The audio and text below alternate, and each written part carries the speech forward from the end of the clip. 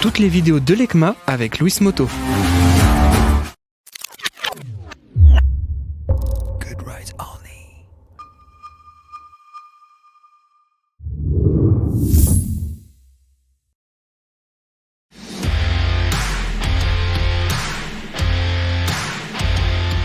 Non, ce n'est pas la Desert X de chez Ducati. On dirait la forme de ces carénages. Non, ici on est toujours en Italie, mais on est chez Benelli. Je vous présente alors la Benelli BKX 125X, mais il y a également une version 250 cm3 et je vous montrerai après.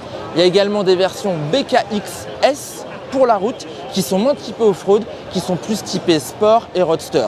Bon là je vais vous présenter quand même celle-ci parce que franchement déjà je trouve que stylistiquement parlant elle vaut le détour.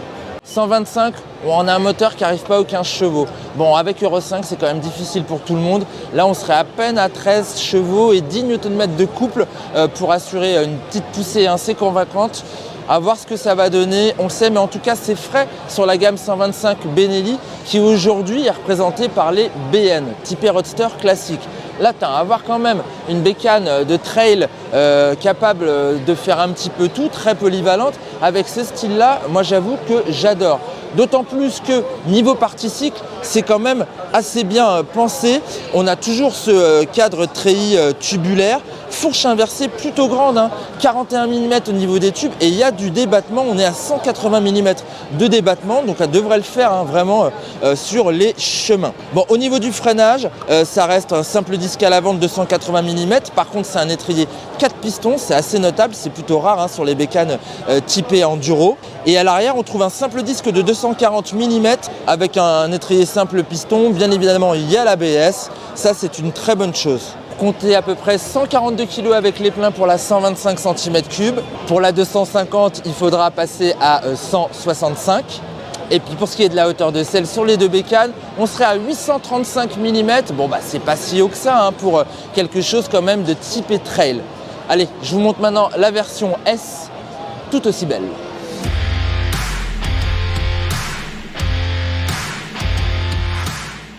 Bon la voilà cette ES, elle se singularise quand même pas mal de la BN 125 actuelle. On a quelque chose qui est un petit peu plus fun déjà à regarder et puis qui sent quand même la poudre. Ah oui, je vous avais pas donné justement les performances de la motorisation 250 sur la plateforme. On est à 25,8 chevaux pour 21 Nm de couple. Bon c'est pas extraordinaire, mais bon pour les permis A c'est quand même un petit plus par rapport au modèle 125.